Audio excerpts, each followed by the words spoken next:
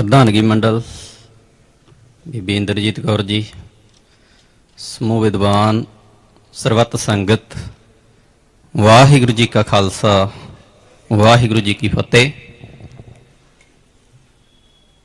ਮੇਰਾ ਜਿਹੜਾ ਪੇਪਰ ਦਾ ਵਿਸ਼ਾ ਹੈ ਉਹ ਹੈ ਸ੍ਰੀ ਗੁਰੂ ਨਾਨਕ ਪ੍ਰਕਾਸ਼ ਵਿੱਚ ਸਿੱਖ ਸਿਧਾਂਤ। ਇਸ ਪੇਪਰ ਦੇ ਲਿਖਣ ਮਨੋਰਥ ਬਾਰੇ ਥੋੜਾ ਜਿਹਾ ਮੈਂ ਹਿੰਟ ਦੇਣਾ ਕਿ ਪਿਛਲੇ ਸਮੇਂ 'ਚ ਮੈਂ ਸ੍ਰੀ ਗੁਰੂ ਨਾਨਕ ਪ੍ਰਕਾਸ਼ ਦਾ ਥੋੜਾ ਅਧਿਐਨ ਸ਼ੁਰੂ ਕੀਤਾ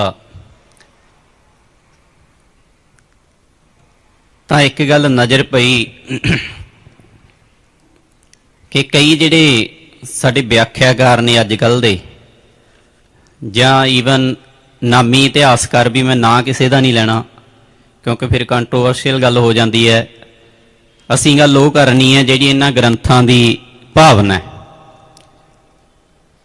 ਤਾਂ ਹੋਇਆ ਕਿ ਕੁਝ ਜਿਹੜੇ ਅਧਿਆਏ ਨੇ ਸ੍ਰੀ ਗੁਰੂ ਨਾਨਕ ਪ੍ਰਕਾਸ਼ ਦੇ, ਉਹਨਾਂ ਨੂੰ ਮਿਥਿਹਾਸਕ ਕਹਿ ਕੇ ਇਨਡਾਇਰੈਕਟ ਵੇ 'ਚ ਰੱਦਣ ਦਾ ਯਤਨ ਕੀਤਾ ਗਿਆ।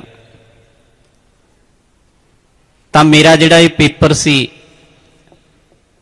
ਇਹ ਸਿਰਫ 5 ਅਧਿਆਇਆਂ ਤੇ ਉਹਦੀ ਸਮੱਗਰੀ ਲਈ ਗਈ ਹੈ, ਜਿਨ੍ਹਾਂ ਨੂੰ ਮਿਥਿਹਾਸਕ ਕਹਿ ਕੇ ਅੰਤ ਕਾ ਰੂਪ ਦੇ ਦਿੱਤਾ ਜਾਂਦਾ ਹੈ। ਤਾਂ ਸਭ ਤੋਂ ਪਹਿਲਾਂ ਸਾਨੂੰ ਇਹ ਪਤਾ ਹੋਣਾ ਚਾਹੀਦਾ ਹੈ ਕਿ ਜਿਸ ਗ੍ਰੰਥ ਦੀ ਗੁਰਦੁਆਰਿਆਂ 'ਚ ਰੋਜ਼ਾਨਾ ਸ਼ਾਮ ਨੂੰ ਕਥਾ ਹੁੰਦੀ ਹੋਵੇ, ਸਾਡੇ ਸਿਆਣੇ ਬਜ਼ੁਰਗਾਂ ਨੇ ਮਰਿਆਦਾ ਬੰਨੀ ਹੋਵੇ, ਉਹਦੇ ਬਾਰੇ ਥੋੜਾ ਜਿਹਾ ਉਹਦਾ ਜਿਹੜੀ ਬਾਹਰੀ ਦਿੱਖ ਹੈ, ਜਿਹੜੇ ਸਾਡੇ ਪੁਰਾਣੇ ਵਿਦਵਾਨ ਹੋਏ ਹੈ ਉਹਨਾਂ ਨੇ ਬੜੇ ਟਾਈਟਲ ਜਿਹੜੇ ਰੱਖਦੇ ਸੀ ਨਾ ਆਪਣੇ ਗ੍ਰੰਥਾਂ ਦੇ, ਕਿਤਾਬਾਂ ਦੇ ਕਹਿ ਲਓ, ਉਹ ਬੜੇ ਕਮਾਲ ਦੇ ਰੱਖਦੇ ਸੀ। ਇਹਨਾਂ ਨੇ ਰੱਖਿਆ ਸ੍ਰੀ ਗੁਰੂ ਨਾਨਕ ਪ੍ਰਕਾਸ਼। ਹਾਲਾਂਕਿ ਇਤਿਹਾਸ ਸ਼ਬਦ ਵੀ ਜਿਹੜਾ ਹੈ ਇਸ ਗ੍ਰੰਥ 'ਚ ਵਰਤਿਆ ਗਿਆ ਹੈ। ਕਵੀ ਸੰਤੋਖ ਸਿੰਘ ਉਹ ਸ਼ਖਸੀਅਤ ਹੈ ਜਿਹਨੂੰ ਪਤਾ ਹੈ ਕਿ ਮੈਂ ਕਿਸ ਸ਼ਖਸੀਅਤ ਬਾਰੇ ਗੱਲ ਕਰਨੀ ਹੈ, ਕਿਸ ਸ਼ਖਸੀਅਤ ਬਾਰੇ ਲਿਖਣਾ ਹੈ। ਤਾਂ ਉਹਨਾਂ ਦਾ ਜਿਹੜਾ ਟਾਈਟਲ ਹੈ ਇਹ ਆਪਣੇ ਆਪ ਹੀ ਡਿਪਿਕਟ ਕਰਦਾ ਹੈ ਕਿ ਗੁਰੂ ਨਾਨਕ ਸਾਹਿਬ ਕੀ ਨੇ। ਉਹਨਾਂ ਦਾ ਜਿਹੜਾ ਮਨੋਰਥ ਹੈ ਉਹ ਅੱਜ ਕੱਲ੍ਹ ਵਾਲੀ ਸੈਕੂਲਰ ਮਾਡਰਨ ਹਿਸਟਰੀ ਲਿਖਣਾ ਨਹੀਂ, ਉਹ ਤਾਂ ਸੈਕਰਡ ਹਿਸਟਰੀ ਲਿਖ ਰਿਹਾ ਹੈ। ਤਾਂ ਇਸ ਕਰਕੇ ਕਈ ਵਾਰੀ ਅਸੀਂ ਸ੍ਰੀ ਗੁਰੂ ਨਾਨਕ ਪ੍ਰਕਾਸ਼ ਨੂੰ ਸਿਰਫ ਇਤਿਹਾਸਕ ਦਸਤਾਵੇਜ਼ ਮੰਨ ਲੈਂਦੇ ਹਾਂ। ਇਹ ਸਿਰਫ ਇਤਿਹਾਸਕ ਦਸਤਾਵੇਜ਼ ਨਹੀਂ, ਇਹ ਰਿਲੀਜੀਅਸ ਡਾਕੂਮੈਂਟ ਵੀ ਹੈ। ਕਿਉਂਕਿ ਕਵੀ ਸੰਤੋਖ ਸਿੰਘ ਜਿਹੜਾ ਹੈ ਉਹਦੇ ਲਈ ਗੁਰੂ ਨਾਨਕ ਕੀ ਹੈ, ਪਹਿਲਾਂ ਗੱਲ ਹੋਈ ਹੈ, ਉਹ ਕਹਿੰਦੇ ਨਿਰੰਕਾਰ ਕੇ ਤੁਮ ਆਕਾਰਾ। ਨਿਰੰਕਾਰ ਦਾ ਆਕਾਰ ਹੈ ਗੁਰੂ ਨਾਨਕ ਕਵੀ ਸੰਤੋਖ ਸਿੰਘ ਲਈ। ਉਹਦੇ ਲਈ ਉਹ ਅਕਾਲ ਹੈ, ਪਰਮਾਤਮਾ ਦਾ ਨਿਜ ਰੂਪ ਹੈ। ਜਿਹੜੇ ਸ਼ਬਦ ਉਹਨਾਂ ਨੇ ਵਰਤੇ ਆ ਮੈਂ ਉਹੀ ਕਹਿ ਰਿਹਾ। ਤਾਂ ਹੁਣ ਕਵੀ ਸੰਤੋਖ ਸਿੰਘ ਨੇ ਕੀ ਕਰਨਾ ਹੈ, ਉਹਨਾਂ ਨੇ ਗੁਰੂ ਨਾਨਕ ਦੇਵ ਜੀ ਨੂੰ ਇੱਕ ਕਰਤਾਰੀ ਪੁਰਖ ਵਜੋਂ ਸਿਰਜਣਾ ਹੈ। ਇਹ ਕਾਰਜ ਕਰਨ ਲਈ ਉਹ ਕਰਦੇ ਕੀ ਨੇ, ਕਿਉਂਕਿ ਇਤਿਹਾਸਕਾਰ E.H. ਕਾਰ ਨੇ ਲਿਖਿਆ ਵੀ ਜੇ ਕਿਸੇ ਦੀ ਰਚਨਾ ਪੜ੍ਹਨੀ ਹੋਵੇ ਪਹਿਲਾਂ ਉਸ ਬੰਦੇ ਬਾਰੇ ਪੜ੍ਹੋ, ਉਹ ਹੈ ਕੌਣ ਹੈ, ਕਿਹੋ ਜਿਹੀ ਟਰਮੀਨੋਲੋਜੀ ਯੂਜ਼ ਕਰਦਾ ਹੈ, ਕਿੱਥੋਂ ਲੈ ਕੇ ਆਉਂਦਾ ਹੈ। ਤਾਂ ਕਵੀ ਸੰਤੋਖ ਸਿੰਘ ਭਾਰਤ ਦੀਆਂ ਜਿਹੜੀਆਂ ਪ੍ਰਸਿੱਧ ਭਾਸ਼ਾਵਾਂ ਨੇ ਜਿਨ੍ਹਾਂ 'ਚ ਬੜੇ ਪ੍ਰਕਾਂਡ ਵਿਦਵਾਨਾਂ ਨੇ ਗ੍ਰੰਥ ਲਿਖਿਆ ਹੈ, ਉਹਨਾਂ ਦਾ ਮਾਹਰ ਹੈ। ਗੁਰਮਤਿ ਗਿਆਨ ਉਹਨਾਂ ਨੇ ਗੁਰੂ ਘਰ ਚੋਂ ਲਿਆ, ਗਿਆਨੀ ਸੰਤ ਸਿੰਘ ਜੀ ਤੋਂ। ਨਿਰਮਲ ਸੰਪਰਦਾਇ ਦੇ ਵਿਦਵਾਨ ਨੇ। ਤੇ ਜਿਹੜੀ ਇੱਕ ਗੱਲ ਹੋਰ ਹੈ ਕਿ ਉਹ ਵੇਦਾਂਤ ਦਾ ਟ੍ਰੇਨਡ ਬੰਦਾ ਹੈ।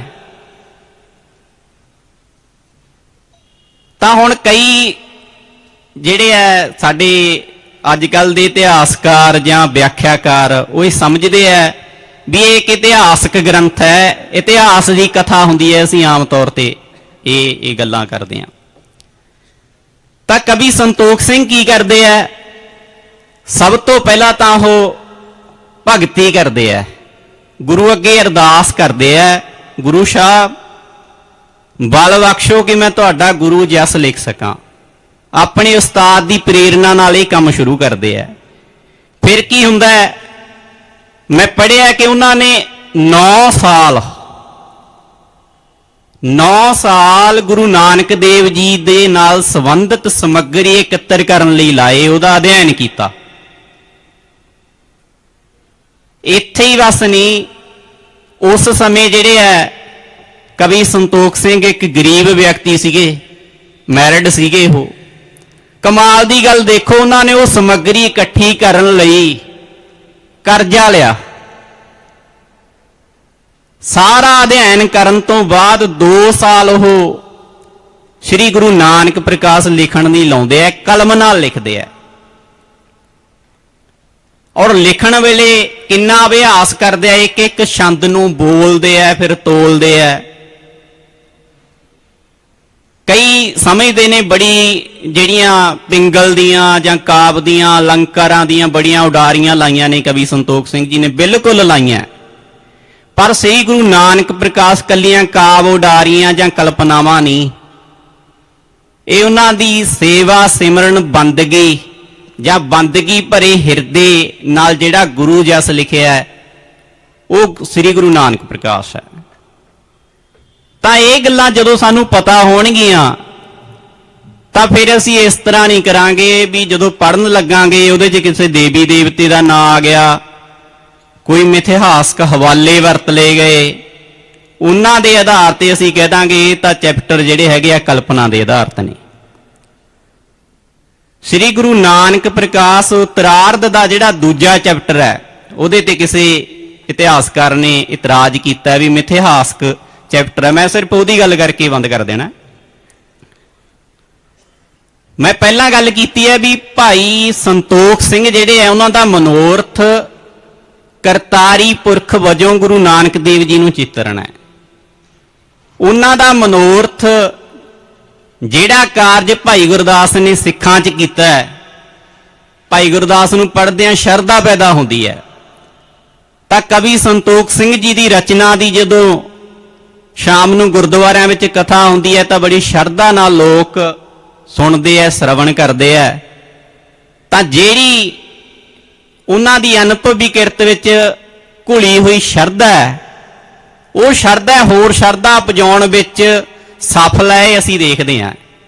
कवि संतोख सिंह गुरु घर विच प्रवान होया, क्योंकि अनुभव नूं लिखण लई अनुभव की लोड़ हुंदी है। वो जिहड़ा सी वो कवि संतोख सिंह कोले सी।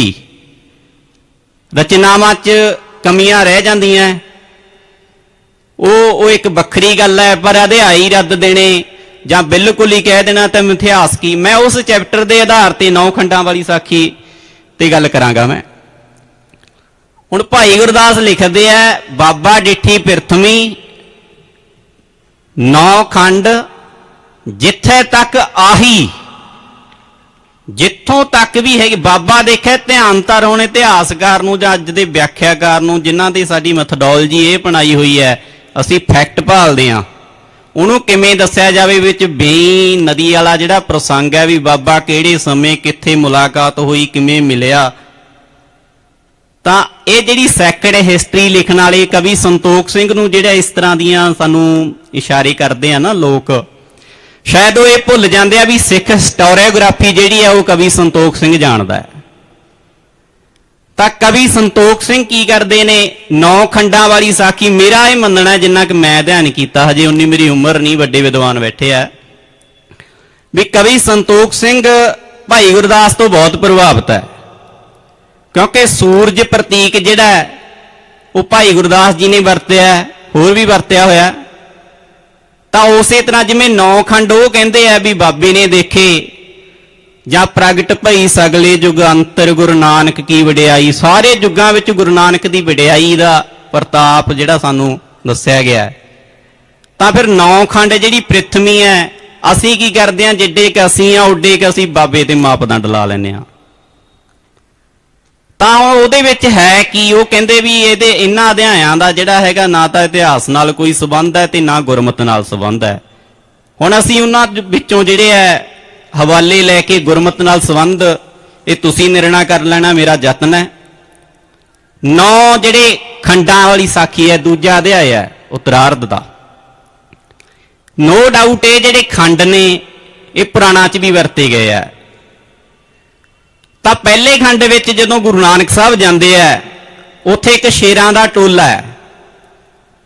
ਉਹ ਕਹਿੰਦੇ ਆ ਮਹਾਰਾਜ ਜਦੋਂ ਗੁਰੂ ਨਾਨਕ ਦੇਵ ਜੀ ਕੋਲ ਜਾਂਦੇ ਆ, ਕਹਿੰਦੇ ਆ ਮਹਾਰਾਜ ਅਸੀਂ ਬੜੇ ਚਿਰ ਦੇ ਇੱਥੇ ਜਿੰਨੇ ਜਾਨਵਰ ਅਸੀਂ ਖਾ ਗਏ, ਹੁਣ ਜਾਨਵਰ ਵੀ ਖਤਮ ਹੋ ਗਏ, ਹੁਣ ਭੁੱਖੇ ਮਰਦੇ ਆ, ਕੀ ਕਰੀਏ, ਕਿਵੇਂ ਮੁਕਤੀ ਹੋਵੇ, ਬੜੇ ਦੁਖੀ ਆ। ਤਾਂ ਗੁਰੂ ਨਾਨਕ ਸਾਹਿਬ ਕਹਿੰਦੇ ਆ ਵੀ ਤੁਹਾਨੂੰ ਮਨੁੱਖਾ ਜੂਨੀ ਦੇ ਦਿੰਨੇ ਆ। ਤਾਂ ਮਨੁੱਖ ਜੋਨੀ ਇੱਕ ਇਹੋ ਜਿਹੀ ਜੋਨੀ ਹੈ ਜਿਹਦੇ ਵਿੱਚ ਤੁਸੀਂ ਰੱਬ ਦੀ ਭਗਤੀ ਕਰ ਸਕਦੇ ਹੋ, ਸੇਵਾ ਸਿਮਰਨ ਕਰ ਸਕਦੇ ਹੋ, ਤੇ ਜਿਹੜੀ ਹੈ ਮੁਕਤੀ ਪ੍ਰਾਪਤ ਕਰ ਸਕਦੇ ਹੋ। ਹੁਣ ਇਸ ਕਥਾ ਰਾਹੀਂ ਜਿਵੇਂ ਛੋਟੀਆਂ ਕਲਾਸਾਂ 'ਚ ਪੜ੍ਹਾਇਆ ਜਾਂਦਾ ਸੀ ਨਾ, ਇੱਕ ਕਹਾਣੀ ਲਾਲਚੀ ਕੁੱਤਾ, ਵੀ ਇੱਕ ਕੁੱਤਾ ਜਾਂਦਾ ਹੈ, ਉਹਦੇ ਮੂੰਹ 'ਚ ਜਿਹੜਾ ਮਾਸ ਦਾ ਟੁਕੜਾ ਹੈ, ਗਾਂ ਖੂਹ ਦੇਖਦਾ, ਉਹਦੇ 'ਚ ਆਪਣਾ ਪਰਛਾਵਾਂ ਦੇਖਦਾ, ਉਹਨੂੰ ਲੱਗਦਾ ਦੂਸਰਾ ਕੁੱਤਾ ਖੜਾ ਹੈ, ਉਹਨੂੰ ਭੌਂਕਣ ਲੱਗ ਜਾਂਦਾ ਲਾਲਚ ਵਸ, ਤੇ ਜਿਹੜਾ ਆਪਣਾ ਵੀ ਡੇਗ ਲੈਂਦਾ। ਤਾਂ ਉਹਦਾ ਮੈਸੇਜ ਕੀ ਸੀ ਵੀ ਲਾਲਚ ਬੁਰੀ ਬਲਾ ਹੈ। ਤਾਂ ਇਹ ਜਿਹੜੀਆਂ ਕਥਾਵਾਂ ਨੇ ਇਹਨਾਂ ਨੂੰ ਅਸੀਂ ਕੀ ਕਰਦੇ ਆ, ਪਾਤਰਾਂ ਤੇ ਉਲਝ ਜਾਂਦੇ ਆ। ਪਾਤਰ ਕਿਸੇ ਵੀ ਯੁੱਗ ਦਾ ਹੋਵੇ, ਕਿਤੋਂ ਵੀ ਚੱਕਿਆ ਹੋਵੇ, ਸੰਦੇਸ਼ ਤਾਂ ਗੁਰਮਤਿ ਦਾ। ਤਾਂ ਇਹੀ ਕਵੀ ਸੰਤੋਖ ਸਿੰਘ ਕਰਦੇ ਆ। ਹੁਣ ਇੱਥੇ ਜਿਹੜੀ ਹੈ ਮਨੁੱਖ ਜਨਮ ਦੀ ਉੱਤਮਤਾ ਜਿਹੜੀ ਗੁਰਬਾਣੀ 'ਚ ਦੱਸੀ ਹੈ, ਉਹਦਾ ਸੰਕੇਤ ਹੈ ਸਿੱਧਾ ਸਿੱਧਾ। ਦੂਜੇ ਖੰਡ 'ਚ ਜਾਂਦੇ ਆ, ਉੱਥੇ ਸੋਨੇ ਦੀ ਧਰਤੀ ਹੈ। ਹੁਣ ਅਸੀਂ ਉਲਝ ਜਾਂਦੇ ਆ ਵੀ ਸੋਨੇ ਦੀ ਧਰਤੀ ਕਿੱਥੋਂ ਹੋ ਗਈ। ਇੱਕ ਗੱਲ ਮੈਂ ਹੋਰ ਕਰਦਾ ਵੀ ਇਹ ਮੈਂ ਸੁਣਿਆ ਕਿਸੇ ਵਿਗਿਆਨੀ ਤੋਂ ਵੀ ਧਰਤੀ ਦੀ ਸਥਿਤੀ ਜਿਹੜੀ ਹੈ ਬ੍ਰਹਮੰਡ 'ਚ ਇੰਨੀ ਕੁ ਹੈ ਜਿੰਨੀ ਕਿ ਧਰਤੀ ਤੇ ਚੱਲਦੀ ਹੋਈ ਕੀੜੀ ਦੀ ਹੈ। ਤਾਂ ਕੀੜੀ ਹੈ ਜਿਹੜੀ ਅਸੀਂ ਜਾਂਦੇ ਜਾਂਦੇ ਪਤਾ ਨਹੀਂ ਕਿੰਨੀਆਂ ਕੀੜੀਆਂ ਮਸਲ ਦਿੰਨੇ ਆ। ਤਾਂ ਉਹ ਤੇ ਰਹਿਣ ਵਾਲਾ ਬੰਦਾ ਉਹ ਕਿਸ ਤਰ੍ਹਾਂ ਦੇ ਆਪਣੇ ਜਿਹੜਾ ਬੁੱਧੀ ਨੂੰ ਪਰਬਲ ਮੰਨਦਾ, ਇਹ ਆਪਾਂ ਅੰਦਾਜ਼ਾ ਲਾ ਸਕਦੇ। ਹੁਣ ਇਹ ਸੋਨੇ ਦੀ ਧਰਤੀ ਹੈ, ਉੱਥੇ ਜੋ ਗੋਰਖਨਾਥ ਦੇ ਚੇਲੇ ਰਹਿੰਦੇ ਆ, ਉਹ ਗੁਰੂ ਨਾਨਕ ਸਾਹਿਬ ਨੂੰ ਕਹਿੰਦੇ ਆ ਵੀ ਅਸੀਂ ਜਿਹੜਾ ਜਪ ਤਪ ਤਾਂ ਕਰਦੇ ਆ, ਸ਼ਾਂਤੀ ਨਹੀਂ ਮਿਲਦੀ। ਤਾਂ ਗੁਰੂ ਨਾਨਕ ਸਾਹਿਬ ਉਹਨਾਂ ਨੂੰ ਫਿਰ ਕਹਿੰਦੇ ਆ ਵੀ ਸਤਨਾਮ ਦਾ ਜਾਪ ਕਰਿਆ ਕਰੋ। ਇਹਦੇ ਵਿੱਚ ਕਿਹੜੀ ਗੁਰਮਤਿ ਦੀ ਗੱਲ ਨਹੀਂ ਹੈ। ਅਸੀਂ ਪਾਤਰਾਂ ਤੇ ਨਾ ਖੜੀਏ, ਅਸੀਂ ਕਹਾਣੀ ਦੇ ਮੈਸੇਜ ਤੇ ਚੱਲੀਏ। ਅਗਾਂਹ ਉਹ ਕਿਮਪੁਰਖ ਖੰਡ ਜਾਂਦੇ ਆ, ਉੱਥੋਂ ਦਾ ਰਾਜਾ ਹੈ, ਉਹ ਬੜਾ ਸੇਵਾਦਾਰ ਹੈ, ਸੇਵਾ ਕਰਦਾ ਹੈ। ਗੁਰੂ ਨਾਨਕ ਸਾਹਿਬ ਪਹਿਲਾਂ ਉਹਦੀ ਪਰਖ ਕਰਦੇ ਆ। ਬਾਲੇ ਨੂੰ ਜਿਹੜਾ ਹੈਗਾ ਸ਼ੇਰ ਬਣਾ ਦਿੰਦੇ ਆ, ਉਹਨੂੰ ਕਹਿੰਦਾ ਸਾਡਾ ਸ਼ੇਰ ਭੁੱਖਾ ਹੈ ਤੇ ਇਹਨੂੰ ਜਿਹੜਾ ਰਜਾ ਭਾਈ। ਉਹ ਜਦੋਂ ਸਾਰਾ ਕੁਝ ਖਤਮ ਹੋ ਜਾਂਦਾ, ਉਹ ਆਪਣਾ ਬੱਚਾ ਪੇਸ਼ ਕਰ ਦਿੰਦਾ। ਉਹ ਕਹਿੰਦੇ ਭਾਈ ਤੇਰੀ ਪਰਖ ਪੂਰੀ ਹੋ ਗਈ, ਤੂੰ ਸੇਵਾਦਾਰ ਤਾਂ ਪੱਕਾ ਹੈ, ਪਰ ਹੁਣ ਸਿਮਰਨ ਵੀ ਕਰਿਆ ਕਰ। ਹੁਣ ਇਹ ਸਿਧਾਂਤ ਨੇ ਗੁਰਮਤਿ ਦੇ, ਸੇਵਾ ਦੇ ਨਾਲ ਸਿਮਰਨ ਵੀ ਕਰਨਾ ਹੈ। ਸ੍ਰੀ ਗੁਰੂ ਨਾਨਕ ਪ੍ਰਕਾਸ਼ ਸ਼ਰਧਾ ਪੈਦਾ ਕਰਦਾ ਸਾਡੇ 'ਚ। ਅੱਗੇ ਇਸੇ ਤਰ੍ਹਾਂ ਹਰ ਵਰਖ ਖੰਡ ਜਾਂਦੇ ਆ, ਕੁਰ ਖੰਡ ਜਾਂਦੇ ਆ, ਜਿਹੜੀ ਬੜੀ ਕਮਾਲ ਦੀ, ਜਿਹੜੇ ਖਾਸ ਕਰਕੇ ਬੌਧਿਕ ਵਿਸ਼ਲੇਸ਼ਣ ਸਮਝਦੇ ਆ ਸ੍ਰੀ ਗੁਰੂ ਨਾਨਕ ਪ੍ਰਕਾਸ਼ ਨੂੰ। ਉੱਥੇ ਜਾਂਦੇ ਆ, ਉੱਥੋਂ ਦੇ ਲੋਕਾਂ ਦੀ ਕੀ ਧਾਰਨਾ ਹੈ। ਉਹ ਕੀ ਕਰਦੇ ਆ ਵੀ ਜਿਹੜਾ ਜਦੋਂ ਤਾਂ ਬੱਚਾ ਜੰਮਦਾ ਹੈ ਉਦੋਂ ਤਾਂ ਰੋਂਦੇ ਆ, ਜਦੋਂ ਮਰ ਜਾਂਦਾ ਉਦੋਂ ਹੱਸਦੇ ਆ। ਬੁੱਧੀ ਜਦੋਂ ਜ਼ਿਆਦਾ ਬਲਵਾਨ ਹੋ ਜੇ ਉਦੋਂ ਇਸ ਤਰ੍ਹਾਂ ਦੇ ਜਿਹੜੇ ਆ ਖਿਆਲਾਤ ਹੋ ਜਾਂਦੇ ਆ ਬੰਦਿਆਂ ਦੇ। ਤਾਂ ਮਰਦਾਨਾ ਕਹਿੰਦਾ ਵੀ ਬਾਬਾ ਇਹ ਕੀ ਖੇਡ ਹੈ। ਤਾਂ ਗੁਰੂ ਨਾਨਕ ਸਾਹਿਬ ਕਹਿੰਦੇ ਵੀ ਇਹ ਅਧਿਕ ਗਿਆਨੀ ਨੇ। ਚਲੋ ਆਪਾਂ ਦੇਖਦੇ ਹਾਂ। ਤਾਂ ਉਹਨਾਂ ਨਾਲ ਗੱਲਬਾਤ ਕਰਦੇ ਆ। ਉਹ ਕਹਿੰਦੇ ਜੀ ਵੀ ਜਦੋਂ ਤਾਂ ਬੰਦਾ ਜੰਮਦਾ ਉਦੋਂ ਪਰਮਾਤਮਾ ਤੋਂ ਵਿਛੜ ਕੇ ਆਉਂਦਾ ਹੈ, ਤੇ ਜਦੋਂ ਮਰਦਾ ਉਦੋਂ ਮਿਲਾਪ ਹੁੰਦਾ ਹੈ। ਇਸ ਕਰਕੇ ਅਸੀਂ ਜਦੋਂ ਜੰਮਦਾ ਉਦੋਂ ਰੋਂਦੇ ਆ, ਤੇ ਜਦੋਂ ਮਰਦਾ ਉਦੋਂ ਖੁਸ਼ ਹੁੰਦੇ ਆ। ਤਾਂ ਫਿਰ ਗੁਰੂ ਨਾਨਕ ਸਾਹਿਬ ਕਹਿੰਦੇ ਆ ਵੀ ਰੱਬ ਤਾਂ ਸਾਰੇ ਥਾਵਾਂ ਤੇ ਆ, ਤੁਸੀਂ ਵਿਛੜਦੇ ਕਿਹਦੇ ਤੋਂ, ਤੁਸੀਂ ਵਿਛੜਦੇ ਕਿਹਦੇ ਤੋਂ। ਇਹ ਹੁਣ ਸਿਧਾਂਤ ਹੈ ਗੁਰਮਤਿ ਦੇ। ਉਹ ਕਹਿੰਦੇ ਇਹ ਨਹੀਂ ਹੈ, ਅਸਲ ਕਾਰਨ ਕੀ ਹੈ ਸਾਡੇ, ਪਰਮਾਤਮਾ ਪੂਰਨ ਹੈ ਸਾਰੇ। ਪਰਮਾਤਮਾ ਜਿਹੜਾ ਸਾਰੇ ਪੂਰਨ ਹੈ। ਵਿਛੜੇ ਤੋ ਕਤ ਨਾਹੀ ਨਿਰਾਰੇ। ਵਿਛੜਨਾ ਤਾਂ ਹੁੰਦਾ ਨਾ ਜਿੱਥੇ ਤੁਹਾਡੇ ਅੰਦਰ ਵੀ ਹੈ, ਬਾਹਰ ਵੀ ਹੈ, ਸਰਬ ਵਿਆਪਕ ਹੈ। ਇਹ ਹੁਣ ਗੁਰਮਤਿ ਦਾ ਸਿਧਾਂਤ ਦ੍ਰਿੜਾਇਆ ਕਵੀ ਸੰਤੋਖ ਸਿੰਘ ਨੇ। ਉਹ ਕਹਿੰਦੇ ਅਸਲ ਗੱਲ ਕੀ ਹੈ ਵੀ ਅਸੀਂ ਵਾਸ਼ਨਾ ਦੇ ਅਧੀਨ ਆ, ਉਹਦੇ ਕਰਕੇ ਜਿਹੜੀਆਂ ਇਹ ਜੁਨੀਆਂ ਪ੍ਰਾਪਤ ਕਰਦੇ ਆ। ਅੱਗੇ ਕੇਤਮਾਲ ਜਾਂਦੇ ਆ। ਉੱਥੇ ਕੀ ਹੁੰਦਾ ਹੈ ਵੀ ਰਾਜਾ ਜਿਹੜਾ ਹੈ ਉਹ ਚੰਡੀ ਦਾ ਪੁਜਾਰੀ ਹੈ। ਹੁਣ ਇਹੋ ਜਿਹਾ ਕੋਈ ਨਾ ਆ ਜੇ, ਸਾਡੇ ਵਿਆਖਿਆਕਾਰਾਂ ਦੇ ਉਹਦੀ ਮੇਰੇ ਵਰਗਿਆਂ ਦੇ ਖੁਰਕ ਆਉਣ ਲੱਗ ਜਾਂਦੀ ਹੈ ਵੀ ਹੁਣ ਕੱਟਣਾ ਇਹਨੂੰ। ਜਿਵੇਂ ਪਹਿਲਾਂ ਗੱਲ ਹੋਈ ਹੈ ਵੀ ਸੰਦਰਭ ਨਹੀਂ ਦੇਖਣਾ, ਪ੍ਰਸੰਗ ਨਹੀਂ ਦੇਖਣਾ, ਪਾਤਰ ਨਹੀਂ ਦੇਖਣੇ, ਸੰਦੇਸ਼ ਨਹੀਂ ਦੇਖਣਾ।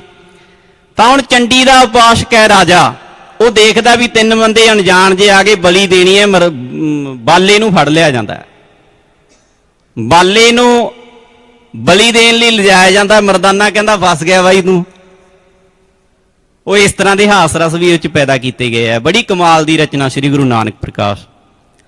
ਤਾਂ ਜਦੋਂ ਲੈ ਕੇ ਜਾਂਦੇ ਆ ਬਲੀ ਕੋਲੇ ਜਾਂਦੇ ਆ ਤਾਂ ਦੇਵੀ ਪ੍ਰਗਟ ਹੁੰਦੀ ਹੈ, ਉਹ ਰਾਜੇ ਦਾ ਸਿਰ ਵੱਢ ਦਿੰਦੀ ਹੈ। ਤਾਂ ਫਿਰ ਗੁਰੂ ਨਾਨਕ ਸਾਹਿਬ ਕਹਿੰਦੇ ਆ ਵੀ ਇਹ ਕੀ ਹੋ ਗਿਆ? ਉਹ ਦੇਵੀ ਕਹਿੰਦੀ ਹੈ ਵੀ ਜਿਹੜੀ ਹੈ ਮੈਂ ਭਗਤਾਂ ਦੀ ਰੱਖਿਅਕ ਹਾਂ। ਤਾਂ ਇਦੋਂ ਬਾਅਦ ਕੀ ਹੁੰਦਾ? ਜਿਹੜਾ ਰਾਜੇ ਦਾ ਮੁੰਡਾ ਜਿਹਨੇ ਗੱਦੀ ਸਾਂਭਣੀ ਹੁੰਦੀ ਹੈ, ਉਹ ਗੁਰੂ ਨਾਨਕ ਸਾਹਿਬ ਦਾ ਭਗਤ ਮੰਨਦਾ, ਉਹਨੂੰ ਕਹਿੰਦਾ ਸਤਿਗੁਰੂ ਮੈਨੂੰ ਉਪਦੇਸ਼ ਦਿਓ। ਤਾਂ ਹੁਣ ਕਵੀ ਸੰਤੋਖ ਸਿੰਘ ਦਾ ਕਮਾਲ ਦੇਖੋ, ਚੰਡੀ ਪੂਜਣ ਵਾਲੇ ਨੂੰ ਗੁਰੂ ਨਾਨਕ ਦੇਵ ਜੀ ਦਾ ਸੇਵਕ ਬਣਾਤਾ। ਇਹ ਹੈ ਮੈਸੇਜ। ਇੱਕ 7ਵਾਂ ਖੰਡ ਹੈ ਰਮਕ ਖੰਡ, ਜਿੱਥੇ ਜਾਂਦੇ ਆ, ਇਹ ਵੀ ਬੜੀ ਕਮਾਲ ਦੀ ਇਹਦੇ 'ਚ ਮੈਸੇਜ ਹੈ। ਉਹ ਕਹਿੰਦੇ 2 ਦ੍ਰਿਸ਼ਟੀਆਂ ਹੁੰਦੀਆਂ, ਇੱਕ ਕੂਕਰ ਦ੍ਰਿਸ਼ਟੀ, ਕੁੱਤੇ ਦੀ ਦ੍ਰਿਸ਼ਟੀ, ਇੱਕ ਸ਼ੇਰ ਦੀ। ਕੁੱਤਾ ਕੀ ਕਰਦਾ? ਜਿਹੜਾ ਉਹ ਸੋਟੀ ਮਾਰਦਾ, ਉਹ ਸੋਟੀ ਨੂੰ ਪੈਂਦਾ, ਕੁੱਤਾ ਸੋਟੀ। ਤੇ ਸ਼ੇਰ ਕੀ ਕਰਦਾ? ਉਹ ਮਾਰਨ ਵਾਲੇ ਨੂੰ ਪੈਂਦਾ। ਤਾਂ ਉਹ ਕਹਿੰਦੇ ਵੀ ਰੱਬ ਹੀ ਸਭ ਕੁਝ ਹੈ, ਅਸੀਂ ਬੰਦਿਆਂ ਨਾਲ ਐਵੇਂ ਵਿਰੋਧ ਸਿਰਜੇ ਹੋਇਆ, ਸਭ ਕੁਝ ਕਰਨ ਕਰਾਉਣ ਵਾਲਾ। ਇਹ ਤੋਂ ਬਾਅਦ ਭੱਦਰ ਖੰਡ ਹੈ, ਇਹਦੇ 'ਚ ਵੀ ਸੰਦੇਸ਼ ਹੈ। ਦੇਖੋ ਮੈਂ ਇੱਕ ਚੈਪਟਰ ਦੇ ਜਿਹੜਾ ਰੱਦਿਆ ਗਿਆ, ਜਿਹਨੂੰ ਮਿਥਿਹਾਸ ਕਹਿ ਦਿੱਤਾ ਗਿਆ, ਉਸੇ ਦੀ ਗੱਲ ਕਰ ਰਿਹਾ, ਜਿਹਦੇ 'ਚ ਸਿਧਾਂਤ ਕਿੰਨੇ ਪਏ ਆ। ਅੱਗੇ ਭੱਦਰ ਖੰਡ 'ਚ ਜਾਂਦੇ 8ਵੇਂ ਖੰਡ 'ਚ, ਉੱਥੇ ਵੀ ਰਾਜਾ ਕਹਿੰਦਾ ਵੀ 4 ਆਸ਼ਰਮ ਨੇ, ਕਿਹੜਾ ਸ੍ਰੇਸ਼ਟ ਹੈ? ਤਾਂ ਗੁਰੂ ਨਾਨਕ ਸਾਹਿਬ ਕਹਿੰਦੇ ਆ ਸੁਣ ਕਰ ਬੋਲੇ ਬਚਨ ਕਿਰਪਾਲਾ, ਸਭ ਤੇ ਜਾਨੋ ਗ੍ਰਸਤ ਵਿਸਾਲਾ। ਵੀ ਸਾਰਿਆਂ ਤੋਂ ਗ੍ਰਸਤ 4 ਆਸ਼ਰਮ ਹੋਇਆ।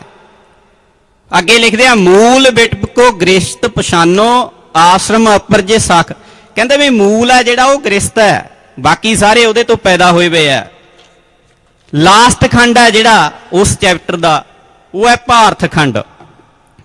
ਫਿਰ ਉਹ ਜੰਮੂ ਆ ਜਾਂਦੇ ਆ। ਇਹ ਵੀ ਬੜਾ ਕਮਾਲ ਦਾ ਖੰਡ ਹੈ।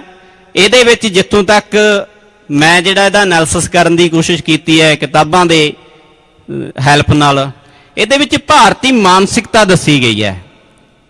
ਲਿਖਿਆ ਜਗਤ ਜਾਨੀਏ ਸੁਪਨ ਸਮਾਨਾ, ਸਤ ਆਤਮਾ ਏਕ ਪਛਾਨਾ। ਭਾਰਤੀਆਂ ਨੇ ਏਕ ਨਹੀਂ ਪਛਾਣਿਆ, ਬਹੁ ਦੇਵਾਦੀ ਰਹੇ ਆ। ਐਂਡ ਤੇ ਲਿਖਦੇ ਆ ਮੋਹ ਫਸੇ ਨਰ ਦੁੱਖ ਸੁਖ ਮਾਨਤ। ਸਾਨੂੰ ਮੋਹ ਬੜਾ ਹੈ।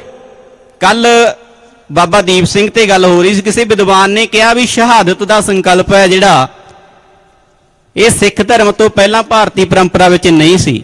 ਮੈਂ ਉਸ ਗੱਲ 'ਚ ਨਹੀਂ ਜਾਂਦਾ। ਜਿਹੜਾ ਮਰਨ ਦਾ ਚਾਅ ਹੈ ਉਹ ਸਿੱਖੀ ਨੇ ਪੈਦਾ ਕੀਤਾ ਹੈ।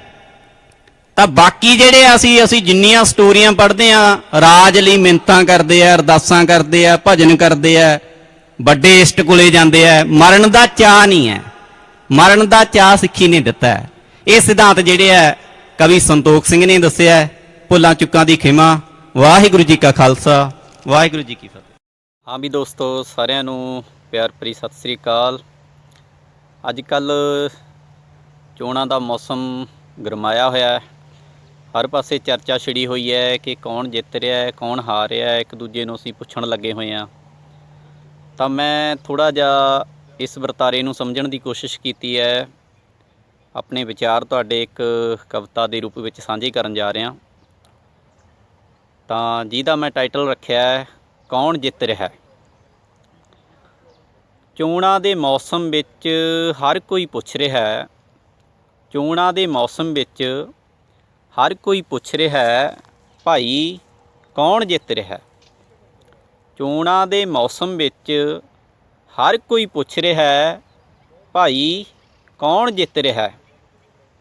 ਸਾਡੀ ਮਾਨਸਿਕਤਾ ਜਿੱਤਣ ਜਿਤਾਉਣ ਦੀ ਹੀ ਕਿਉਂ ਹੈ?